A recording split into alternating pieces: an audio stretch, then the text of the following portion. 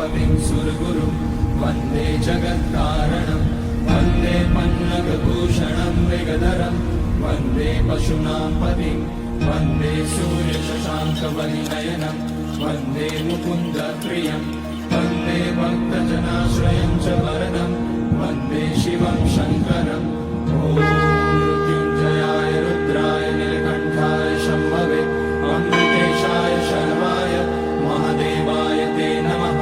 नमस्तेऽस्तु भगवन् विश्वेश्वराय महादेवाय त्र्यम्बकाय त्रिपुरान्तकाय त्रिकाग्निकालाय कालाग्निरुद्राय नीलकण्ठाय मृत्युञ्जयाय सर्वेश्वराय सदाशिवाय श्रीमान् महादेवाय नमः। ॐ नमः शम्भवाय च मयोपवाय च नमः शङ्कराय च मयस्कराय च नमः शिवाय च शिवतराय च ॐ